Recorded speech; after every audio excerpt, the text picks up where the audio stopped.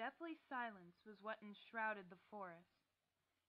It held a vice-like grip over the park, the trails all but abandoned, and only traveled by aimlessly wandering leaves that cartwheeled across the ground with the silent wind. This place would have been nightmarishly dark, with tree branches seemingly stretching out to snag at whatever they could grab. Talon-like claws that could snatch clothes up in a flash seemed to hang in the air, only moving in small beckoning motions as the breeze glided through them. Instead, a ghostly light was bathed over the woods, sending a chill through the air and yet at the same time calming warmth. This peace didn't last long as a tall figure launched her way through the trees, snapping the thin, frail branches that barred her way. The female's breathing was strained and heavy, hissing from both her nose and her mouth as she ran. The moon only made her pale skin gleam with an eerie glow. Her build was sleek and almost weak. It was apparent that she was built for flight instead of fight. In her arms, she carried a backpack, clutching it tightly to her chest as if it were her child. Every step sent a new soreness through her body. How long had she been running? Were those things gone at last? Her heart thudded violently against her ribs, threatening to burst through her chest. Every nerve was buzzing with fear and adrenaline, and the instinctual thrill of a chase. After crashing through the woods for what seemed like an eternity, she spared herself the chase to pause. Exhaustion took hold of her immediately, causing her to collapse with the bundle in her arms. The cool dirt, leaves, and small plants underneath her body caused the young woman to long for sleep. She wanted so badly to close her eyes, but she knew she couldn't. Not yet.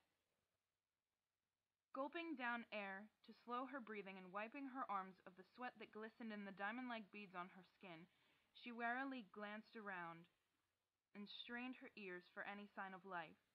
The only thing she heard was the pounding of her heartbeat in her chest like before. Thud, thud, thud. The blood-pumping organ seemed to echo its throbbing through the trees that towered above. Feeling a moment of peace to herself, the woman thought back to what she had been through and what she had seen. The forest around her had changed dramatically into a hellish landscape. Her duty was to collect whatever these scrolls were and get out. She didn't know why Jacob wanted them so badly, and if he needed her to be careful about this, why couldn't he do it himself? Maria shook her head, turning to look at her surroundings. The sky seemed a deeper shade of red than it should have been, and it didn't seem to change. Maybe she was just losing track of the time and the sun was still setting. She shrugged her sweatshirt closer to her body and shivered. The sky wasn't the only thing that seemed different. Around her, sharp outcroppings of stone shot through the earth's surface like spines. They were unnaturally large and made her marvel at the sight. Thankfully, she paused before something caught her eye in the distance. Maria raised a brow at a strange structure in the distance. It didn't seem like the outcroppings around her. It seemed a bit more man-made, or at least something had built it, rather than Mother Nature. She pursed her lips, pausing in her tracks, squinting. It seemed more like some sort of building. Was this the Church of Jacob she was talking about? If so, why was it all the way out here? The hairs on the back of her neck began to stand on end. This place didn't seem normal whatsoever, but she reluctantly pushed on. Maria cursed herself for being so stupid just a few hours ago. She bit her tongue and got up, slinging the backpack over her shoulders. That way, it would be easier than just carrying it the whole way. She sighed softly to herself, eyes locking onto the moon.